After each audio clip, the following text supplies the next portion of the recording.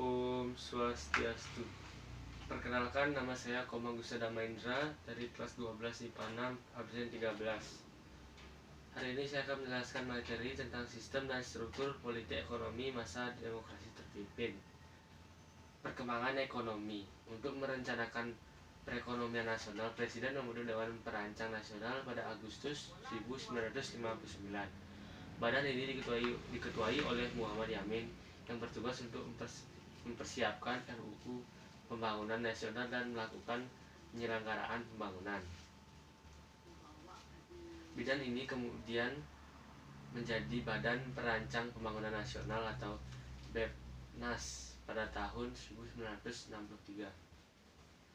Masuknya masa demokrasi terpimpin terjadi bersama dengan kekacauan ekonomi. Pemerintah memprioritaskan penurunan inflasi dan pengurangan mata uang yang beredar. Pemerintah juga menghimbau untuk melakukan penghematan dan penertiban manajemen terhadap seluruh perusahaan. Tapi di sisi lain, pemerintah tidak mampu menahan ambisi politiknya seperti dalam perhelatan Genevo dan Konevo yang menghabiskan banyak biaya. Di sisi lain, konfrontasi Malaysia dan Irian Barat juga menghabiskan banyak anggaran karena Indonesia membeli banyak alat-alat militer dari Uni Soviet. Nah, yang selanjutnya itu adalah perkembangan politik. Yang pertama, pembebasan Irian Barat. Pembebasan Irian Barat menjadi program utama pemerintah Indonesia sejak keputusan permasalahannya dalam Konvensi Meja Bundar Desember 1949. Program ini baru digenjot pelaksanaannya pada masa demokrasi terpimpin. Indonesia mengusul pembahasan ini dalam konversi Perdana Menteri dan Indonesia memutuskan hubungan dan kemudian sidang Dewan Keamanan PBB pada 1956 sampai dengan 1960 hingga Indonesia memutuskan hubungan diplomatikan pada bulan Agustus. Amerika Serikat ditunjukkan PBB untuk membantu penyelesaian masalah di Irian Barat. Namun pada saat yang sama Indonesia mempersiapkan opsi militer. Jenderal Nasution mengamankan perjanjian senjata dengan Moskow. Sementara Soekarno mengumumkan Trikomando Rakyat Trikora. Hal ini direspon Belanda dengan perkuat perbatasan. Nah, yang kedua itu gerakan non-blok. Politik luar negeri Indonesia didasarkan pada prinsip bebas aktif sehingga dapat berhubungan dengan negara manapun yang berusaha mewujudkan perdamaian. Tidak terikat pada blok barat atau timur. Hal ini diterjemahkan dalam keikutsertaan Indonesia dalam gerakan non-blok.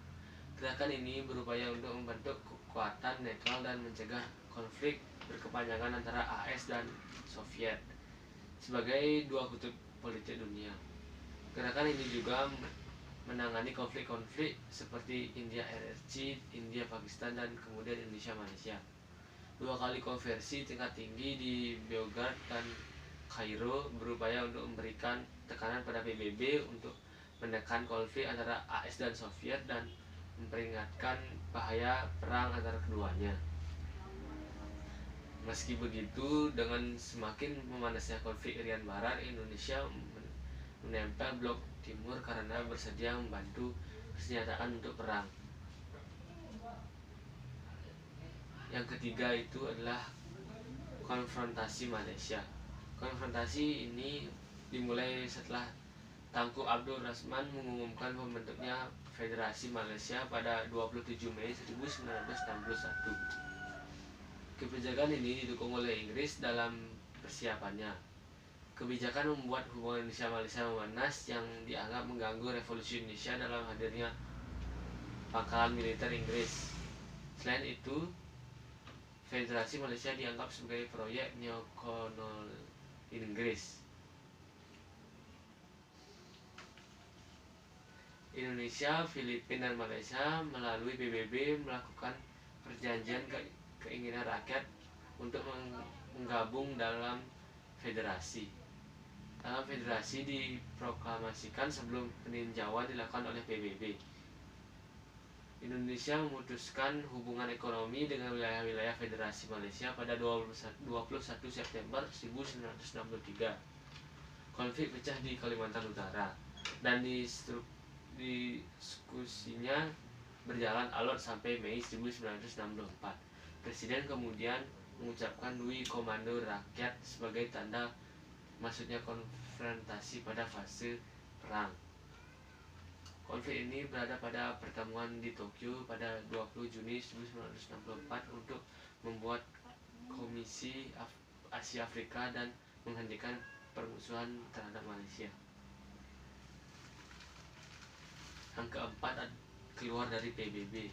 Indonesia memutuskan untuk keluar dari PBB pada Januari 1965 disebabkan oleh terimanya Malaysia sebagai anggota PBB, bahkan Dewan Keamanan tidak tetap. Aksi ini sangat disayangkan karena Indonesia kehilangan forum yang besar untuk memperjuangkan penyelesaian konfliknya dengan Malaysia. Nah, sekian penjelasan dari saya. Jika ada salah kata mohon dimaafkan. Saya akhiri dengan Padam Santi. Om Santi Santi Santi.